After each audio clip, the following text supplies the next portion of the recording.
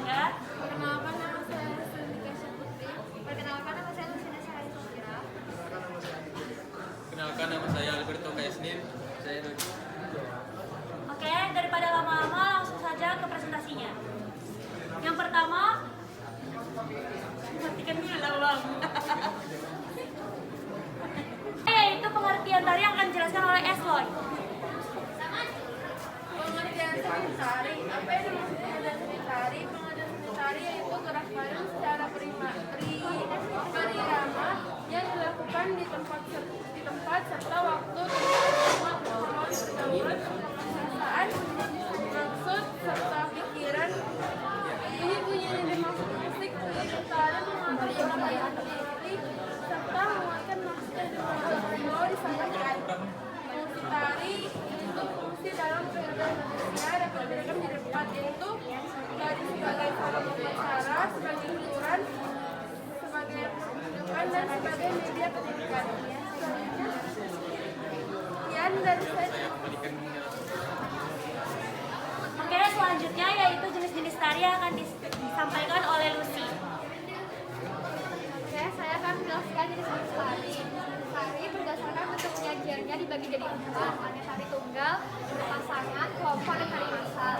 Tari tunggal itu tari yang diperagakan oleh seorang penari, baik laki-laki maupun perempuan. Contohnya itu tari berkata dari Jawa Tengah. Yang kedua itu tari berpasangan, duet atau paskedung. Tari berpasangan adalah tari yang diperagakan oleh dua orang berpasangan. Contohnya tari topeng dari Jawa Barat. Yang ketiga, tari kelompok adalah tari yang disajikan oleh beberapa orang dari awal sampai akhir secara kelompok dan harmonis. Contohnya tari saman, payung, serapak, namang 12, janger, dan tari geca. Selanjutnya tari massal yang dilakukan oleh banyak penari dengan rangkaian gerak yang sama dan antara penari satu dengan yang lain. Tidak ada jalinan gerak yang melengkapi. Contohnya tari saman, jaranan, patok, dan tari gambyong. Selanjutnya tari kontemporer itu jenis tari yang terpengaruh oleh dampak dari modernisasi dan bersifat bebas maupun tidak terikat oleh ketentuan gerak tari, seperti tari tradisional pada umumnya. Contohnya tari kontemporer yaitu tari carina karya Sadar Sunowe. Selanjutnya saya kembalikan ke moderator. Oke, selanjutnya apresiasi seni tari yang akan dijelaskan oleh Adityo. Pengertian apresiasi seni tari merupakan suatu penilaian terhadap suatu karya seni tari.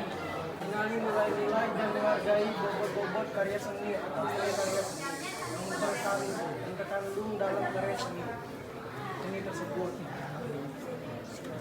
Karya seni aktivitas penciptaan dan aktivitas penghayatan seni.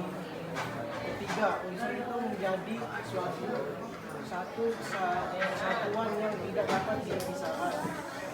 Fungsi tari apresiasi tari diyakini memberikan penghargaan, kenikmatan, penilaian terhadap seni tari atau kesadaran terhadap seni tari. Penilaian fungsinya untuk mencari nilai-nilai seni tari, memahami isi dan pesan dan mengembangkan perbandingan sehingga mendapat sertifikat.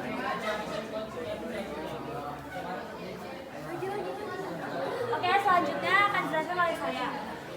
Contohnya yang pertama ada mengunjungi pertunjukan seni tari, yang kedua menonton pertunjukan seni tari, yang ketiga memberikan saran, yang keempat mendirikan sanggar, yang kelima mempelajari seni tari, yang keenam mencari tahu asal-usul suatu karya seni tari, yang ketujuh mengadakan pertunjukan seni tari, dan yang kedelapan ada memberikan tepuk tangan. Jenis-jenis apresiasi yang pertama ada apresiasi empatik. Apresiasi empatik itu melibatkan pikiran dan perasaan dalam penilaiannya. Yang kedua apresiasi estetis. Apresiasi estetis yaitu apresiator melakukan pengamatan, penghayatan, dan penilaian yang lebih mendalam pada keindahan karya seni terkait. Yang ketiga apresiasi kritis. Apresiasi kritis merupakan jenis apresiasi seni di mana apresiator memberi nilai atau kritik terhadap karya seni dan memberikan penjelasan lebih lanjut. Unsur-unsur utama tari akan dijelaskan oleh Alberto. Oke, saya akan menjelaskan unsur-unsur utama tari. Yang pertama itu unsur utama tari adalah gerak.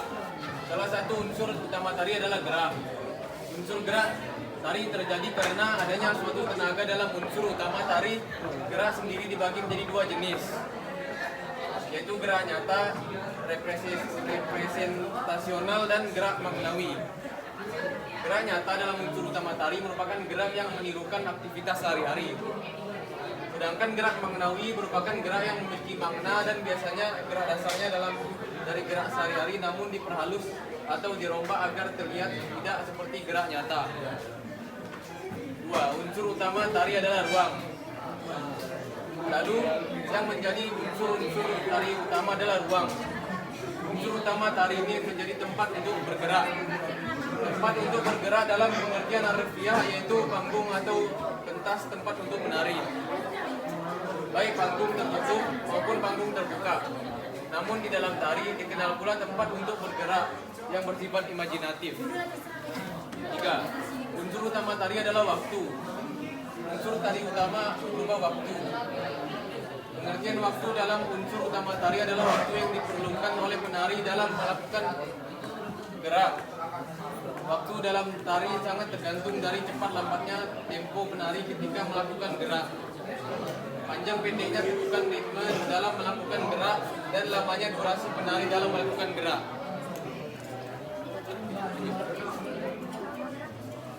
Oke, sekian dari saya kembalikan ke moderator.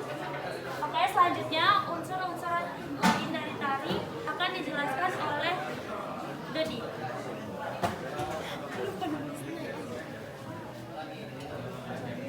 Unsur tari. Unsur utama dalam tari adalah gerak, tata busana, tata rias, iringan tari, properti tari, tempat pertunjukan. Selain keenam unsur tersebut, ada pula yang menyebutkan bahwa unsur utama dalam tari adalah wiraga, wirama, wirasa, dan wirupa. Wiraga adalah keterampilan dasar gerak tubuh atau fisik penari, berfungsi agar penari dapat menguasai keterampilan sikap dan gerak seluruh anggota tubuh. Wirama artinya gerakan berirama yang dilakukan oleh penari. Salah satu fungsi wirama adalah mengatur jenis dan tempo gerakan tari. Wirasa adalah kemampuan dalam mengekspresikan dan menggambarkan tarian yang dibawakan. Wirasa dalam tari digunakan untuk menentukan tingkatan penghayatan dan penjiwaan dalam sebuah tarian. Misalnya tegas, lembut, gembira, dan sedih. Wirupa adalah kemampuan yang dimiliki seseorang penari dalam mengekspresikan tarian melalui mimik wajah dan pendalaman karakter. Kegunaan wirupa adalah untuk memperjelas karakter yang dimainkan. Sekian dari saya kembalikan ke moderator. Oke, selanjutnya ada unsur-unsur pendukung seni tari. Nah, unsur pendukung seni tari itu ada tata rias dan kostum. Tata rias dan kostum merupakan unsur pendukung tari yang penting dalam sebuah pertunjukan tari. Riasan dan kostum sebagai unsur pendukung tari akan menjadi identitas karakter yang dibawakan oleh penari. Unsur pendukung tari ini mendukung terciptanya suasana tarian dan menyampaikan karakter serta pesan secara tersirat. Yang kedua, ada unsur pendukung tari yaitu properti. Properti merupakan alat pendukung seperti selendang, piring, dan lain-lain. Inilah yang mengapa properti disebut sebagai unsur pendukung tari.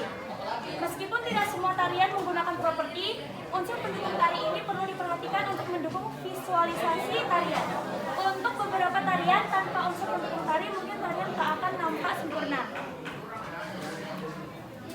Yang ketiga ada pola lantai. Pola lantai adalah pergerakan yang dilakukan dengan berpindah atau bergeser secara terstruktur sehingga membentuk pola denah tertentu untuk menjadikan tarian lebih indah dan menarik.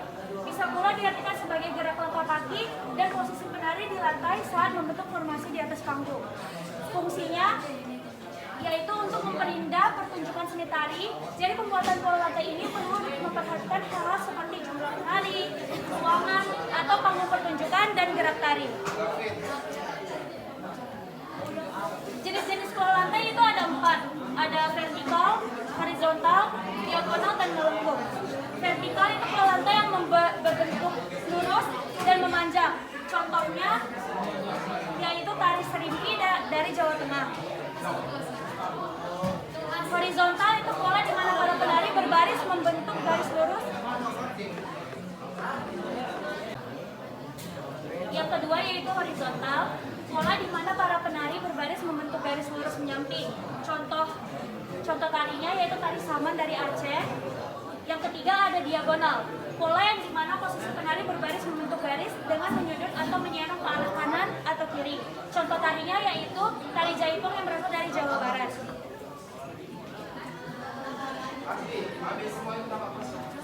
Yang keempat yaitu melengkung, pola lambe di mana para penari membentuk garis melingkar, melengkung atau membentuk angka 8.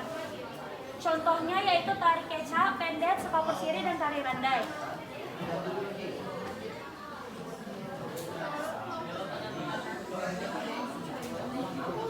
Oke, musik iringan seni tari akan dijelaskan oleh Lucy.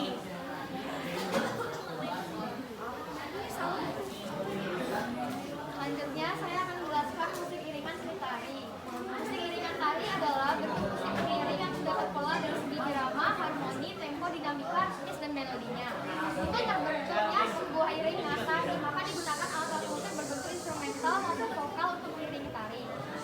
Fungsinya itu sebagai penguat gerakan tarian atau ilustrasi, sebagai pendukung gerakan tari para penari atau pengiring, dan sebagai pendukung suasana atau disebut juga dengan sebutan musik ilustrasi dalam tarian.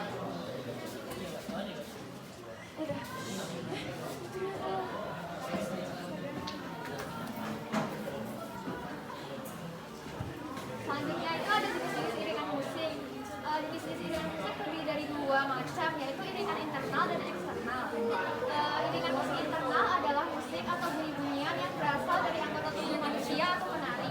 Misalnya tepuk tangan, siulan, menyanyi, dan tanpa musik. Contohnya itu ada tari saman dan tari kecak. Yang kedua itu jenis iringan musik eksternal itu merupakan bunyi-bunyian atau suara yang berasal dari alat musik atau instrumen. Contohnya iringan musik gamelan.